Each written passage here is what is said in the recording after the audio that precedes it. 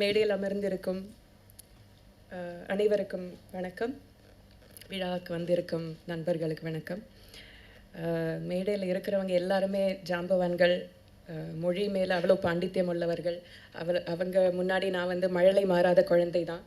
So ஏதாவது தப்பாக சொல்லிட்டேன்னா மன்னிச்சிடுங்க. பட் எனக்கு மொழி மேலே அவ்வளோ ஆர்வம். எனக்கு ரொம்ப ரொம்ப பிடிக்கும். மொழிகள் தான் ரொம்ப பிடிக்கும்.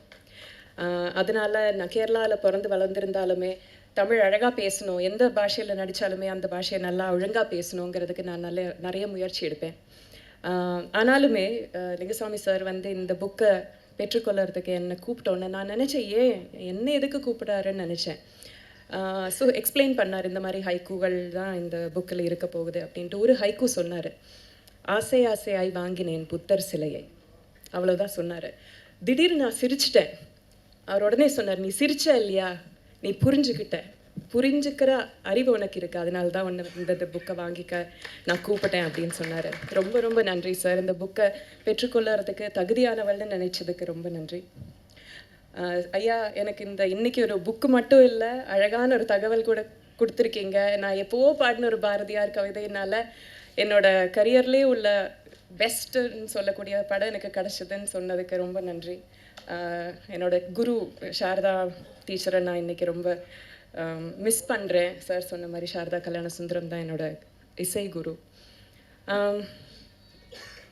எனக்கு நிஜமாலும் என்ன சொல்லணும்னு தெரியல. அதனால் நான் ஒரு 3 வரி எழுதிட்டு வந்திருக்கேன். சார் சொன்னீங்க எல்லோரும் இன்னும் எழுதணும், படிக்கணுங்கிறது. நான் சின்ன வயசில் நான் எழுதுவேன், ஏதோ ஒன்று எழுதிட்டு இருப்பேன், போயம்னு நான் நினச்சிப்பேன். அது போயமா இல்லையான்னு எனக்கு தெரியாது.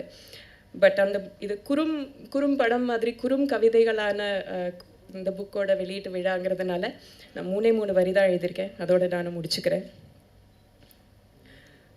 உன் பெண்ணிலிருந்த பிறந்த படைப்பை பெற்றுக்கொள்ள வந்தேன் இந்த பெண்.